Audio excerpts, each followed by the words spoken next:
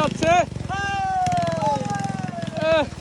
আমরা সবাই আজকে এই পাহাড় পর্বত পার হয়ে বাহুবলীর দরবারে যাবো। খুবই কষ্ট ভাই, পানামা মনে হচ্ছে ভাই, পানামা অ্যামাজন ভাই, অ্যামাজন মনে হইতেছে ভাই, এটা অ্যামাজন মনে হয় সহজ। অ্যামাজন না, পাথর কিন্তু খুব পিছলা, পাথরগুলো এত পিছলো, পা রাখা যাচ্ছে না। পা রাখা যাচ্ছে না, শ্যাওলা আছে, খুব সাবধানে, পা মচকে গেলে শেষ।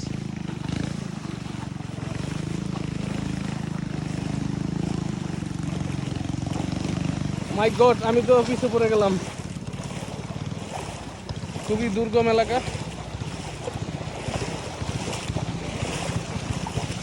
আমার মনে হয় কক্সবাজার থেকে এখানে এনজয় করলাম বেশি। হ্যাঁ মিলন ভাই,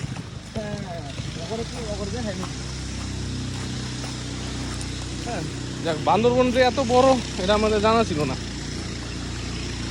এই যে আমাদের নৌকা অনেক সামনে চলে গেছে, আর আমাদের টিম যাইতেছে।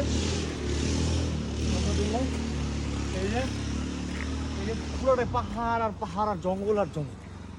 এখানে কোনো মানুষের পদচিহ্ন নাই, কোনো গাড়ির রাস্তা নাই, গাড়ির রাস্তা নাই, হেলিকপ্টারে আসতেও পারবে না, হেঁটে হেঁটে মোবাইলের কোনো নেটওয়ার্ক থাকে না। পথ, এটা খুবই দুর্গম এলাকা।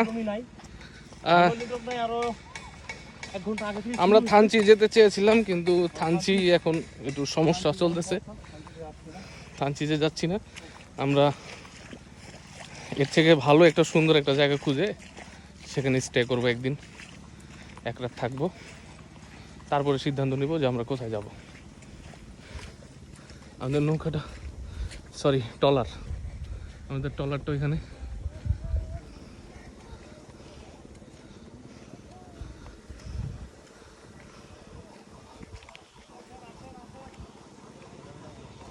এখানে বাচ্চারা, পাহাড়ি এলাকার বাচ্চারা দল এখানে হয়তো স্কুল থেকে আসছেন, হয়তো স্কুলে যাবে, আমি জানি না। এখন বাজে 2টা, ঠিক 2টা বাজে। হ্যাঁ, তাহলে উঠে পড়ি নাকি? ভাই আসেন আমরা নৌকায় উঠি। হ্যাঁ, নৌকায় উঠি।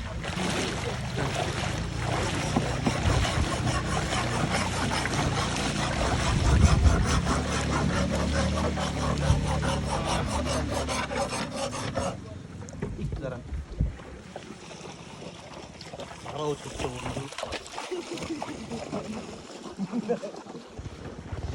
ওই বন্ধু, ভিতরে আলে হতাম যাইব।